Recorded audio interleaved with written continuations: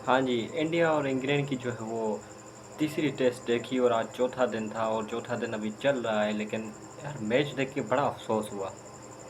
अफ़सोस इस वजह से हुआ कि वो इंग्लैंड टीम गई कहाँ? ऐसी इंग्लैंड टीम जिसको कोई हाथ नहीं लगा पाता था, इतनी स्ट्रॉन्ग टीम हुआ करती थी टेस्ट फॉर्मेट में, डोमिनेटिंग हुआ करती थी, उसको आज हो क्या गया है? इंडिया उसको अपने होम में इतना ज़लील कर रही है। यंग टीम इंडियन की, इंडियन में कोई भी एक्सपीरियंस प्लेयर नहीं है सिवाय केएल राहुल के।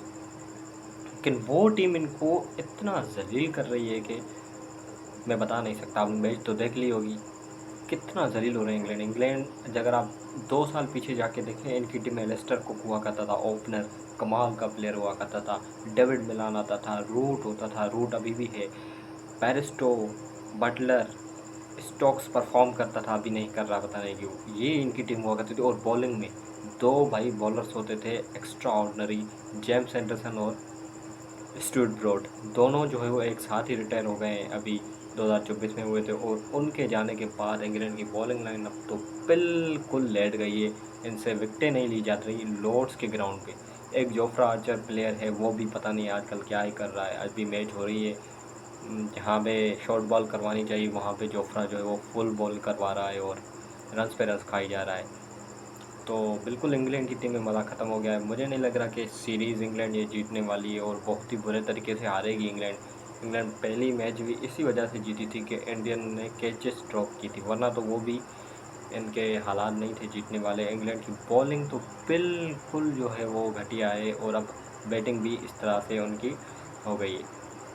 तो चलिए चलते ही शुरू करते हैं आज के दिन से। आज के चौथा दिन में जो है वो कल से ड्रामेबाजी शुरू हुई थी। कल का लास्ट ओवर था जिसमें इंडियंस ने ड्रामेबाजियाँ शुरू कर दी। क्रॉली के ऊपर जो है वो हूटिंग कर रहे थे और उसको जलील करके रख दिया। पूरी इंडियंस टीम चढ़ी हुई थी एक बंदे के ऊपर और पूरा डोमिनेटिंग कर रहे थे और परफॉर्मेंस भी दे रहे थे। ये नहीं कि सिर्फ वो हूटिंग कर रहे थे और परफॉर्मेंस दे रहे थे बंदे। और आज भी जैसे आए हैं तो पूरी टीम, इंग्लैंड टीम को हिलने नहीं दिया। पूरे आज के डे के स्टार्ट से लेकर डे की एंड तक अभी तक तो है इंग्लैंड को जलील करते रहे। बैटिंग जब इंग्लैंड की थी तो उनकी विकेटें ही नहीं रुक रही थी। इंग्लैंड के किसी प्लेयर ने आज 50 नहीं बनाया, पता नहीं क्यों। 193 पे ढेर हो गए हैं पूरी टीम। टॉप स्कोरर रूट रहा है 40 रन्स पे। ये इनकी हालत है। इतने बड़े बड़े नाम है, क्रॉली है, टकेट है, ब्रूक है। और ब्रूक जिस तरह से शॉट खेल रहा था, इंतहाई घटिया शॉट, T20 वाली शॉट जिसकी ज़रूरत ही नहीं थी वो खेल रहा था। और स्टोक्स ने भी 1-2 शॉट खेली थी ऐसी, लेकिन वो बच गया था उस शॉट्स पे, लेकिन वो भी जल्दी आउट हो गया। और जब इंडिया की अभी, और बुमराह ने बहुत जलील करके रखा है इन्होंने।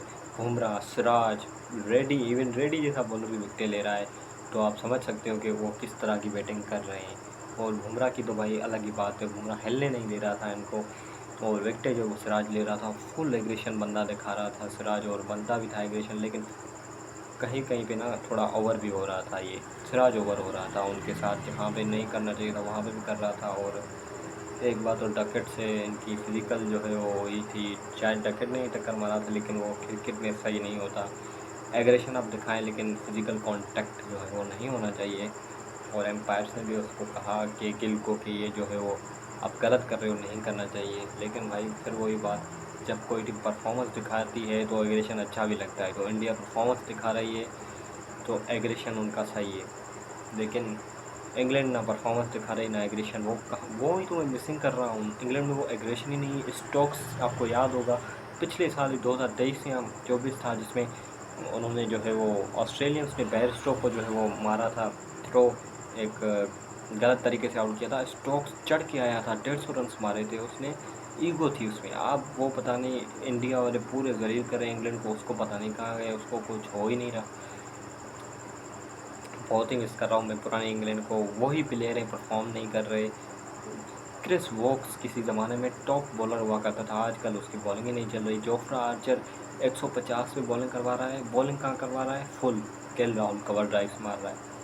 कुछ समझ नहीं आ रही उनका। बुमराह प्रॉपर लाइन और लेंथ पे करवा रहा था। ग्राउंड इंग्लैंड का, हर चीज़ इंग्लैंड की, बॉलिंग बुमराह से ही करवा रहा था, उसको लाइन और लेंथ का सही पता था, एस आर्चर से ज़्यादा भी।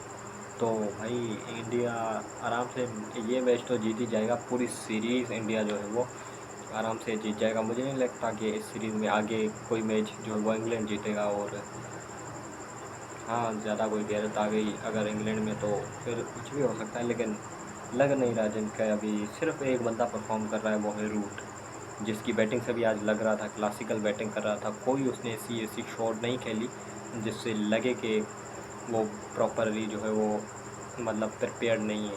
जब वो बैटिंग कर रहा था तो एक टाइम पे जब वो और स्टोक्स बैटिंग कर रहे थे तो मुझे लग रहा था कि 300 करेंगे। स्टोक्स फिर भी अजीब शॉटें खेल रहा था, लेकिन मुझे ये था कि यार स्टोक्स और रूट खड़े हैं तो अगर आउट भी हो गया इनमें से कोई तो जेमी स्मिथ आएगा, उसके बाद क्रिस वोक्स, ब्रैडन कार्स और काश तक इनकी बैटिंग है। लेकिन पता ही नहीं चला 150 पे जो है वो रूट रूट आउट हुए।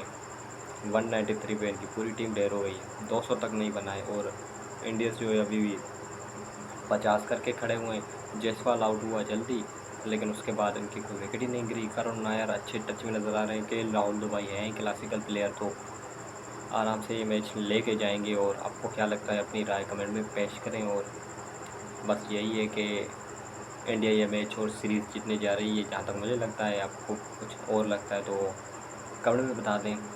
मिलते हैं अगली वीडियो में, तब तक के लिए अल्लाह हाफ़िज़। और हाँ, ये मेरी इस चैनल की 200वीं वीडियो है, मतलब कि 200वीं वीडियो है ये, तो इसका क्रेडिट तो बनता है। आप दें या ना दें, आपकी मर्ज़ी। तो मिलते हैं अगली वीडियो में, तब तक के लिए अल्लाह हाफ़िज़।